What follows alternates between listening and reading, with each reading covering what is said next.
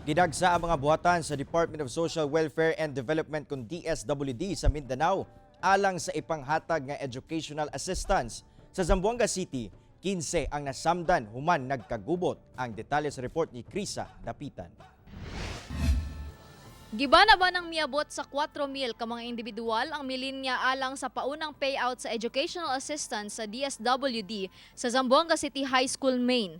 Nagunahay matud pa sa pagsulod sa venue ang mga naglinya hinungdan nagkagubot kung asa 15 ka individual ang nakaangkon sa mga pangos ug bunog. Pipilasab ang gipangkuyapan. Ang mga pasyente o mga ating mga estudyante pumupunta naman po nakahilera ng mga ating mga responders dito.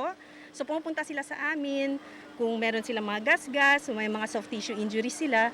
So yawi kita tiene poco problema. So yanda kita kiparaman assist kunel diaton partner DSWD.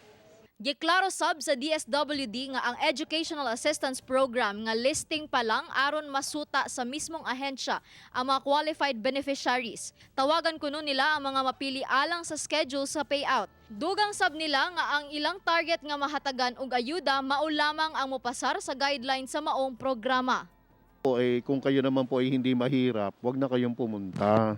Ibigay niyo na ho sa inyong mga kasama. Sa Cagayan de Oro City, dagsa sab ang mga tao sa DSWD Regional Office 10. Ang uban bitbit pa ang mga gagmay nga bata.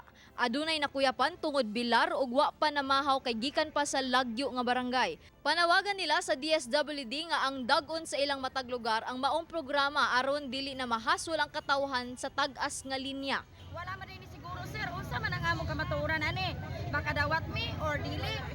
Ang akong pangayon hangyo kinasing-kasing. Naunta sa barangay.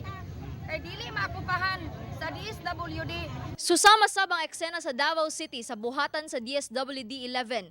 Pagkalauna sa hapon, nag-cut off aron ma-accommodate ang 10,000 ka beneficiaries. Giklaro sab sa DSWD 11 nga dili kinahanglan nga magkagubot sa pag-avail sa educational assistance tungod kay duna pay 5 ka Sabado nga gitagana alang niini. Sa Kidapawan City, alas 5 sa kadlawon nangabri na ang buhatan sa Crisis Intervention Unit aron ma-akomodar ang taas nga linya sa mga tao. Kadaghanan sa mga milinya, Biyernes pa lang na-assess na og igo na lang mo claim sa kwarta.